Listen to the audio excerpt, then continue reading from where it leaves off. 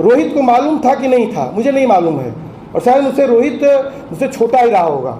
और रोहित ने जो पूरा उस समय हम लोग सोच नहीं पा रहे थे कि ये सवाल क्या होगा, कैसे एड्रेस होगा।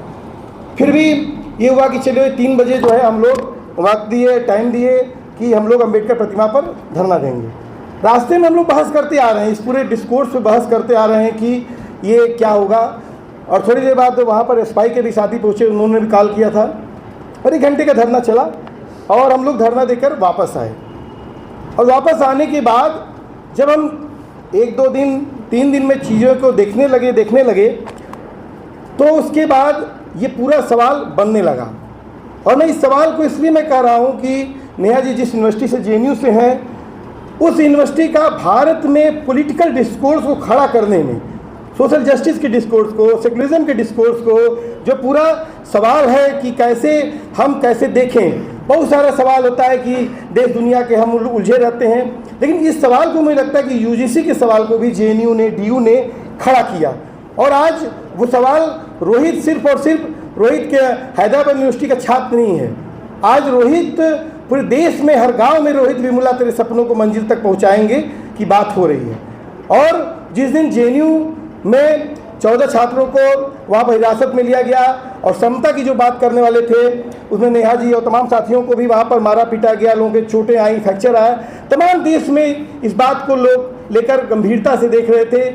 और मुझे लगता है कि हर प्रतिरोध में जो संघर्ष होता है, एक नई विरासत वो लिखता है। और आने वाले दौर में मुझे लगता है कि रोहित वेमुला और पायल तडवी की जो माँ ने जो संघर्ष किया, वो संघर्ष मुझे लगता है कि आने वाले दिनों में सिर्फ यूजीसी का सवाल नहीं, मुझे लगता है ये यूजीसी के बहुत इस डिस्कोर्स ने बहुत आगे बढ़ा दिया। जैसे एनआरसी और सीए का सवाल सिर्फ एनआरसी सीए का सवाल नहीं था, वो एक जो लगातार उत्पीड़न था, लगातार दमन था।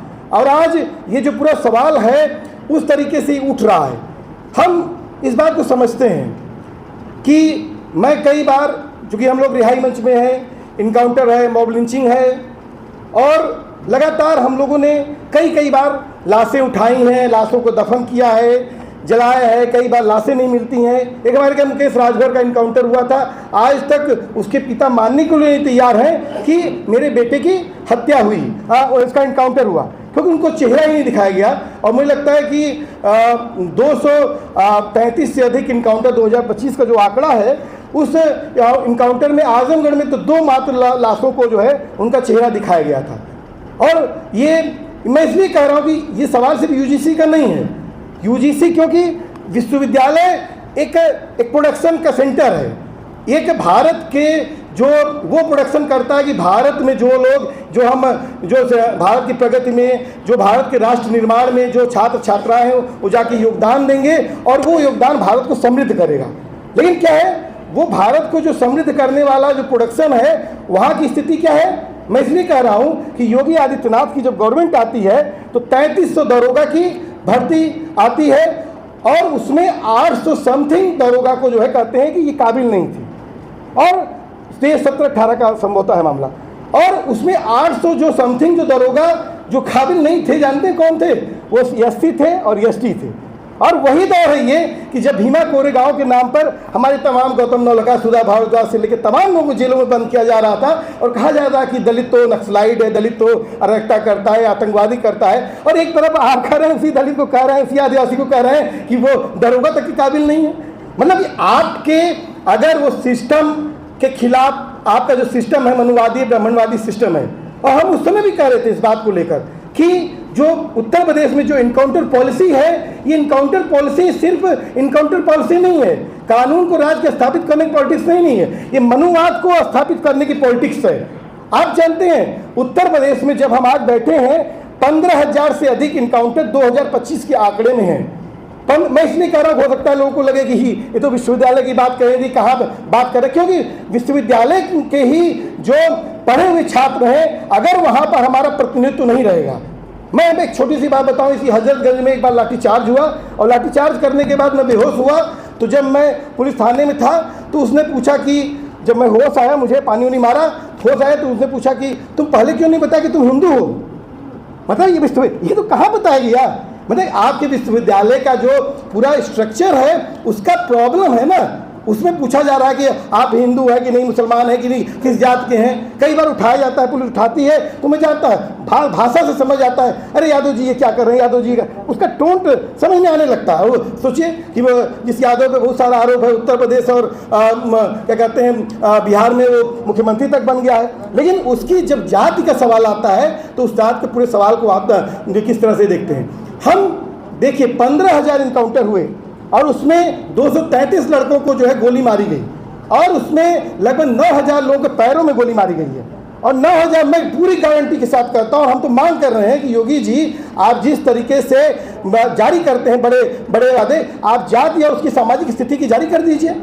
और सबसे बड़ा सवाल इस बात का है कि 183 जो इनकाउंटर जिनके रिपोर्ट आई एनएचआरसी की, उनका जब मैं गोली मारूंगा तो मेरे हाथ में जो है वो गन पाउडर आएगा, और जब उनका वॉश किया गया है 183 लड़कों के हाथ में कोई गन पाउडर आया ही नहीं। तो मेरा कहना है कि ये विश्वविद्यालय का जो यूजीसी का सवाल है, सिर्फ यूजीसी के सवाल को हम छात्रों का सवाल नहीं है। और मुझे बहुत अच्छा लगा रविकांत सर बैठे हैं, उसमें तो फैकल्टी मेंबर्स की भी बात है, कर्मचारियों की बात है। अरे उत्तर प्रदेश में तो पिछले दिनों मैं देख रहा था कि आईपीएस कई आत्महत्या किए जो है, और देखिए सबके जाति देखिए। तो मतलब कि ऐसा नहीं है कि विश्वविद्यालय में ये डिस्क्रिमिनेशन है, ये सिस्टमेटिक डिस्क्रिमिनेशन है जो लगातार बढ़ रहा है। और भारत में लगातार, जैसे मनीष जी बात कर रहे थे कि लगातार ऐसे कानून बनाए जा रहे हैं, ऐसे स्ट्रक्चर्स बनाए जा रहे हैं जिसमें तमाम चीज़ें हो रही हैं। अब हम अगर उस इक्विटी जो समता की बात कर रहा है, हम उसमें बहुत सारी बातें हैं और हम इस बात को कह रहे हैं कि वो उसको और सशक्त बनाने की बात है। लेकिन मैं एक चीज़ देखा कि उसमें समता दूत की बात आ रही है कि एक समता दूत बनेगा, एक समता स्क्वाड बनेगा।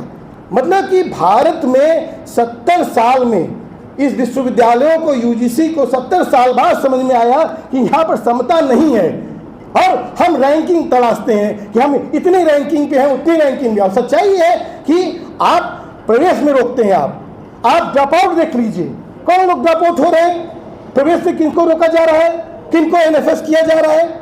वो साफ तौर पर है कि आप जाति के आधार पर ऐसा करते हैं, और इस सच्चाई से आप पीछे नहीं हट सकते हैं। ये यूजीसी का ने भी इसको कहा, और हम कह रहे हैं कि समता दूत की बात, तो ये तो स्टेट का काम है, ये सब हम सब समता दूत हैं। सच्चाई में तो यही है कि हम सब समता की बात कर रहे हैं और समता वालों पे लाठीचार्ज करते हैं, उनको जो है जेलों में डालते हैं, उनको ऊपर मुकदमे दर्ज करते हैं। दूसरा सवाल, मैं इस बात को कह रहा हूँ कि हम इलाहाबाद विश्वविद्यालय में पढ़ते थे, और इलाहाबाद विश्वविद्यालय में जब हम पढ़ते थे तो हमारे विश्वविद्यालय में जब हम लोग गए तो हमारा जो आई कार्ड रहता था, तो आई कार्ड पर लिखा रहता था SC ST OBC जनरल। तो जैसे मेरी मुलाकात हुई, मैं कहा अहमद भाई, खैर आप तो मुस्लिम हैं, तो लेकिन फिर भी जो है उसमें हमने क्या देखा, चेक किया, अच्छा OBC हैं, अच्छा SC हैं। ये कहाँ से, ये 2004-05 में सर, 2004-05 में ये है। और आपके अगर आपके जाति नहीं, आप जाति को बढ़ावा नहीं देने के लिए करते तो तुम क्यों किए। उसी विश्वविद्यालय में हमारे क्या एक हॉलैंड हॉल है, क्या कहा जाता है, हॉलैंड हॉल में सिर्फ ठाकुर रह सकते हैं। यूपी कॉलेज में छत्री कॉलेज कहा जाता है, बहुत गौरवान्वित भाव से कहा जाता है। और हमें एक साथी उत्कर्ष शुक्ला जी हैं, वो बता रहे थे कि स्थिति वहाँ पर ये है कि अगर एक सबड़ लड़की, सबड़ों की भी बात देखिए, उसमें महिलाओं की भी बात देखिए, अगर एक सबड़ लड़की किसी OBC या दलित से बात कर ले तो वहाँ पर जो सबड़ लड़के उसको पीट देते हैं। तो मान कि आप क्या कर रहे हैं। उसी तरह से हमारे विश्वविद्यालय में 2005 की घटना है, हमारे एक छात्र नेता साथी के साथ जा रहे थे किसी कैंपेन में, और एक हमारे क्या मातंबर तिवारी एक वोटर हुआ करते थे, और मातंबर तिवारी ने उनका पकड़ा, आई कार्ड चेक किया, और उस जो लड़की थी, ब्राह्मण थी, उनसे कहा कि तुम जो है दलित के साथ क्यों घूम रहे हो, और हमारे छात्र नेता साथी को पीट दिया। ऐसे में कहा कि आप मातंबर तिवारी जी, आप इस पर माफ़ी मांगिए। मातंबर तिवारी ने कहा नहीं माफ़ी मांगेंगे, क्यों, क्योंकि राज है और पूरा का मामला। इसके बाद क्या हुआ, ऐसा ही डिसीजन लिया। अब मुझे लगता है कि कहीं वो डिसीजन, अगर वो डिसीजन, मैं खुद बात कर रहा हूँ, मैं रविकांत सर, मैं मेरे मोबाइल पे आप देख लीजिए, मैं हर दिन रात में एक नोट में अपने लेटर लिखता हूँ, हर दिन लिखता हूँ। क्यों, क्योंकि बहुत सारी बातें अपने दर्द, अपने दुख जो मैं उसमें भी कह रहा है, रोहित इस बात को कह रहा है, हम नहीं एक्सप्रेस कर पाते हैं, कई बार नहीं कर पाते हैं, क्योंकि ऐसा सोसाइटी में फेसबुक पे डाल देंगे तो लोग कहेंगे तो कमज़ोर है, लीडर है। छात्र रोहित वेमुला छात्र नहीं था, सिर्फ लीडर था, और लीडर को आत्महत्या करनी पड़ी। और उस दौर में जब उस मातंबर तिवारी ने इस बात को कहा नहीं माफ़ी मांगेंगे, और उसके बाद राइसा ने डिसीजन लिया कि नहीं, हम इस पे अपनी कार्रवाई करेंगे।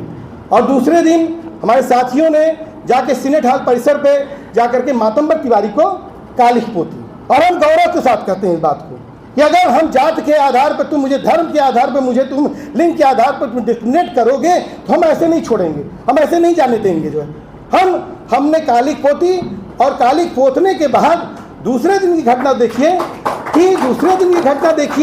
कि उसके बाद क्या करते हैं। दूसरे दिन मातंबर तिवारी को एबीवीपी के लोगों ने गंगा जल से नहवाया। अगर भाई साहब अगर टीचर थे, प्रोफेसर थे, और ऐसा ने एक डिसीजन लिया और आपको गलत लगा, तो गंगा जल कहाँ से आ गया, गौमूत्र कहाँ से आ गया। एक विचार की प्रक्रिया है, और ये विचार की प्रक्रिया दरअसल यही वो प्रक्रिया है कि जो जाति के पूरे स्ट्रक्चर को हमारे बीच में वो स्थापित करती है, डिस्क्रिमिनेट करती है, और हमको लगातार हमको विवश करती है, हमको कमज़ोर करती, मजबूर करती है। और मुझे लगता है कि फिर से मैं याद कर सोचता हूँ कि मेरे तमाम दोस्त, मेरे बहुत शुक्रिया अदा करता हूँ यार, ऐसे राजशेखर भाई रात में कई बार परेशान हो गए, यार क्या सोच रहे हैं, ऐसा हो रहा है, ये बार बार फ़ोन कर रहा है, ATS NIA तो ऐसे फ़ोन करती है कि जैसे लगता है कि हमारे घर के लोग हैं। एक बार हमारे यहाँ DM आया, DM 4 बार गए, DM के हम गए, हमको बताइए कि आप पूछते हैं कि हमारी आजीविका क्या है, हमारी शादी क्या हुई कि नहीं हुई, हमारे पापा, हमने कहा तीनों नहीं मेरे पास है। अगर आपके पास कोई प्लान हो तो बताइए। NIA कहती 400 रुपये का जो है आप जो है करें, क्यों? साफ तौर पर है हम कौन सा सवाल उठा रहे हैं, हम किसकी बात कर रहे हैं।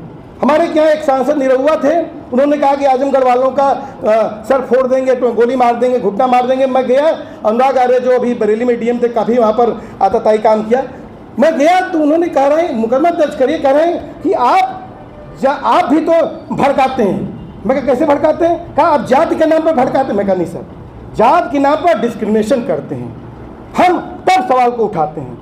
आप मुख्तार अंसारी के नाम पर अली शेर को मार देंगे और कह देंगे मुख्तार अंसारी का गुर्गा है, और हम जब उसका फोटो देखेंगे उसका दांत टूटा है, कान टूटा है, हाथ टूटा है, और हम कह देंगे कि आप कह देंगे कि हम उसको मान जाएं। हम पढ़े लिखे लोग हैं, विश्वविद्यालय के लोग हैं, और यही चीज़ है। अगर शायद हम विश्वविद्यालयों में नहीं पहुँचते, हम तमाम जगहों में, और देखिए जगह जगह विश्वविद्यालय भी हैं कि जब हम देखते हैं कि JNU का कोई प्रोडक्ट होता है, कोई AU का प्रोडक्ट होता है, हर विश्वविद्यालयों का एक कैरेक्टर होता है। खैर, मैं अपनी बात को आगे बढ़ाते हैं, चूँकि बहुत सारे साथियों को अपनी बात रखनी है। तो मुझे लगता है कि हमने जब इस सवाल को भी उठाया, हमारे यहाँ धर्मेंद्र यादव हमारे यहाँ सांसद हैं, वो भी लाहौर विश्वविद्यालय, हमने कहा ना कि साइलेंट क्यों है, सोशल जस्टिस की पार्टियाँ इस सवाल पर साइलेंट क्यों हैं, और इसी में आज नहीं साइलेंट है, EWS के सवाल पे भी साइलेंट हो जाती हैं, इस सवाल पे साइलेंट हो जाती है। मुझे लगता है कि इन सम्मेलनों के माध्यम से हमको इस सवाल को भी उठाना चाहिए। और जैसा कि हमारे आज़ाद समाज पार्टी के साथी इस बात को अभी बोल रहे थे, निश्चित तौर पर ये सवाल, इस सवाल में जो है, जो OBC को इस जो समता का सवाल है, जो इक्विटी गाइडलाइन बनाई है, ये OBC का आना और ये जो पूरा विरोध की प्रक्रिया, इसमें बड़ा फैक्टर है। शायद OBC नहीं आता तो इस बात को लेकर शायद ये इतना विरोध नहीं होता। और सबसे बड़ा सवाल है कि OBC के पास जो इसका स्ट्रक्चर, इसकी पार्टियां हैं, ये तो पहले तो बाबा साहब का भी विरोध करते थे, अभी तो ये मोदी के बाद जो है ये आया, और रोहित वेमुला का जो पूरा डिस्कोर्स खड़ा हुआ, मुझे लगता है कि मनुवाद पे उतना गंभीर डिस्कोर्स भारत में इसके पहले कभी नहीं खड़ा हुआ। और उसके बाद अभी उसी दौर में देखिए कि इसी दौर में जातिगत जनगणना का कहा गया कि जातिगत जनगणना गवर्नमेंट करेगी, लेकिन जातिगत जनगणना का जो फॉर्म आया है उसमें आपने फिर से OBC को नहीं रखा, हम जनरल को नहीं रखा। हम कह रहे हैं कि आप जातिगत जनगणना करिए। मेन मामला इस बात का है कि जो इस बात को समझना पड़ेगा, और मोस्ट बैकवर्ड क्लास इस समय सबसे ज़्यादा BJP का सबसे बड़ा कोर वोट बैंक तमाम कारणों से बना, उसके राजनीतिक सामाजिक कारण हैं, और उस कार्डों में देखिए तो उसका जो पूरा डिस्कोर्स है उसको नहीं खड़ा हुआ। और इस डिस्कोर्स पे मुझे लगता है कि बहस करनी चाहिए। अभी जैसे अभी एक फिल्म आई धड़क 2 आई, इसके पहले आर्टिकल 19 आई, इसके पहले अभी रिसेंट में एक होम बाउंड फिल्म आई जिसमें मुस्लिम और दलित लड़के के ऊपर वो फिल्म है। आप देखेंगे जो ओबीसी के साथ जो भेदभाव है, उसके साथ जो जाति है, वो हमारी भारतीय सिनेमा में भी नहीं दिखती है। मतलब कि जो अभी साथी कह रहे थे ना कि 2 अप्रैल 2018 का आंदोलन, SC/ST एक्ट को जब कमज़ोर करने का प्रयास किया गया तो पूरे देश में जिस तरीके से दलित समाज और इंसाफ पसंद आवाम निकली और 2 अप्रैल 2018 को उन्होंने कह दिया कि नहीं, अगर आप हमारे सवाल को नहीं हल करेंगे तो हम इस भारत को बंद करते हैं। और हमारे 13 नौजवानों को शहादत हुई और इसी सरकार को बैक पर आना पड़ा। मुझे लगता है कि जो ये सवाल है कि आज जो डिस्क्रिमिनेशन है, और मुझे लगता है कि ये फोरम फॉर इक्विटी का एक बहुत बड़ा मजबूत, खास तौर पर देख रहे हैं कि यूपी और बिहार में इस पूरे डिस्कोर्स को उन्होंने लाया है और मुझे लगता है कि इस डिस्कोर्स को, इस आंदोलन को और भी हमको आगे बढ़ाने की ज़रूरत है। और साथियों, मैं इस बात को कहूँगा कि साथियों बातें बहुत सारी हैं, लेकिन मुझे लगता है बहुत सारे वक्ता हैं। मुझे लगता है कि आने वाले दौर में हमको इस बात को सोचना पड़ेगा कि जिस तरीके से अभी एक साथी बात कर रहे थे कि प्राथमिक विद्यालय बंद किए जा रहे हैं, क्यों? क्योंकि प्राइवेटाइजेशन जो है पूरा मामला है, उसी अब जो दलित ओबीसी है, जब वो अब नौकरियों पे अपने जा रहा है, वो नौकरियों का पढ़ लिख रहा है, पहुंच रहा है, अब आप क्या करेंगे? पब्लिक सेक्टर सब बंद करते जाएंगे। तो मुझे लगता है कि ये जो पूरा सवाल है, इसको हमको लार्जर वे में मुझे लगता है कि इसको देखने की ज़रूरत है। और इस सवाल को लेकर हम जो 50% का आरक्षण, जो 50% का आरक्षण की जो सीमा तय कर दी गई है, और इस सवाल को, उसको भी हमको इस बात को करना पड़ेगा। और मैं लास्ट में बात ख़त्म करूंगा अपनी कि ये सुप्रीम कोर्ट मनुवादी और ब्राह्मणवादी सुप्रीम कोर्ट है और इसने इस बात को बार बार प्रूव किया है। और सुप्रीम कोर्ट ने, वही सुप्रीम कोर्ट कह रहा है कि यूजीसी को गाइडलाइन बनाने के लिए, और वही सुप्रीम कोर्ट फिर उस पर स्टे लगा रहा है। इसी सुप्रीम कोर्ट ने जो ओबीसी को जो दिया है, रिजर्वेशन दिया है, क्रीमी लेयर के साथ दिया है।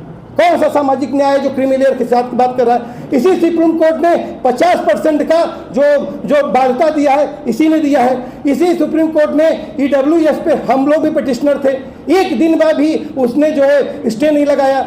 मुझे लगता है कि इस सुप्रीम कोर्ट का जो कोलिजियन सिस्टम है, इस पूरा हमको ये जो आज जो वो पूरा सवाल है कि जिस तरीके से वो ये लोग जब आंदोलन कर रहे थे, एक लड़की वहाँ पर जो ब्राह्मणवाद जिंदाबाद, मनुवाद जिंदाबाद का नारा लगा रही थी, ये सुप्रीम कोर्ट इस बात की ढांढस देता है। जैसे बीजेपी जो है, जो सवर्णवादी मनुवादी लोग हैं, उनको ढांढस देती है कि चिंता मत करो, तुम मारो पीटो, तुम मॉब लिंचिंग करो, तुम ये करो, तुम वो करो, और हम तुमका संरक्षण करेंगे। तो ये सुप्रीम कोर्ट भी इस बात का संरक्षण करता है।